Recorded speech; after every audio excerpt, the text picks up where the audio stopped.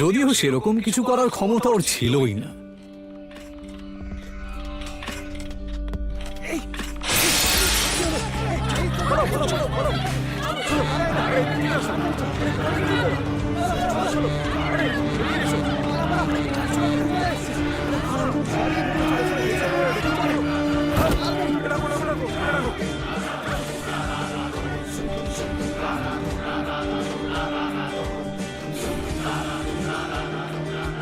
আচ্ছা, তোমাদের এত বেশি সাহস?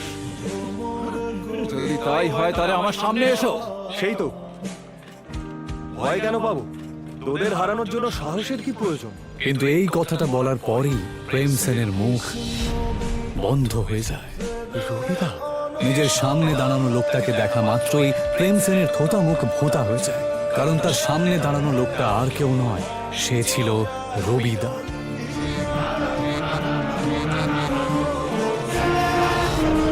তাদের সবার লাল চোখ দেখে এটা বোঝা যাচ্ছিল যে তারা এখানে প্রেম এবং বাকি সবাইকে শেষ করতেই এসেছে। তাদের তিনজনের অবস্থাপন্ন পরিবারের লোকেরা সুরক্ষার ভয়ে যেই রবিদাকে টাকা পাঠায়, আজ সেই রবিদাকে সে খেপিয়ে দিয়েছে। এইমাত্র আমাকে কে চ্যালেঞ্জ করলো? দাদা, আমি তো ঠাট্টা করছিলাম, আমি জানতাম না ওখানে আপনি দাঁড়িয়ে আছেন। আমায় ক্ষমা করে দিন। ও ঠাট্টা করছিল বুঝি? হ্যাঁ, তা হতেই পারে, ঠাট্টা তো হতেই পারে। তাহলে একটা ঠাট্টা আমিও তোর সাথে করি। দাদা, এটা কথা বলে মীমাংসা করলে হয় না?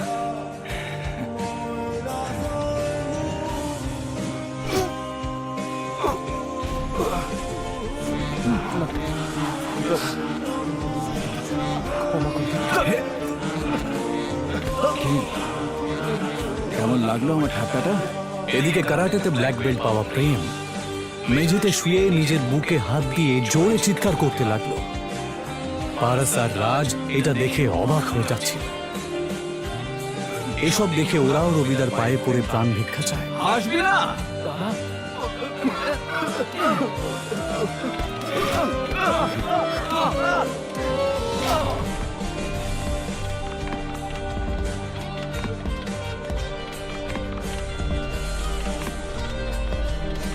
ওঠাতে পারছিস না?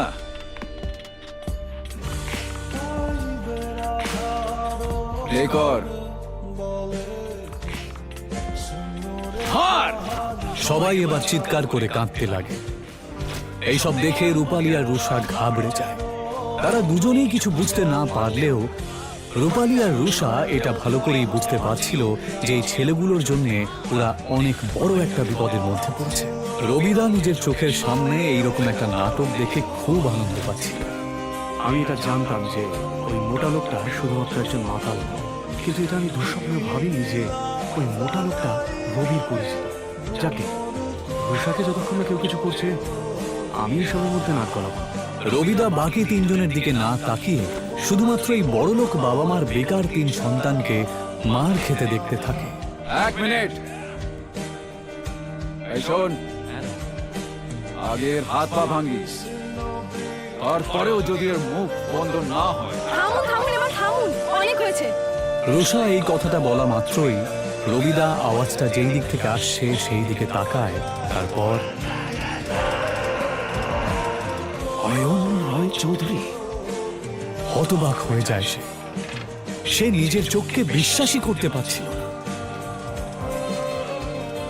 সবাই চল এখান থেকে। রবিদার এই কথা শুনে সবাই অবাক হয়ে যায়। হঠাৎ অয়নকে দেখে রবিদা এভাবে পালিয়ে যায় কেন? রবিদা কি এর আগেও অয়নের মুখোমুখি হয়েছে? সে কি ওকে চেনে?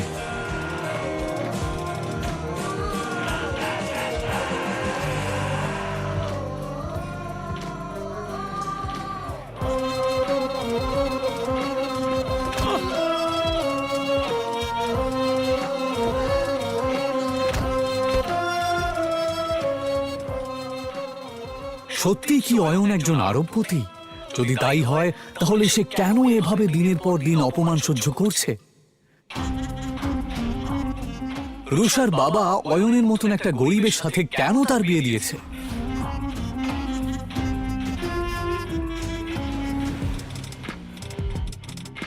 ছেড়ে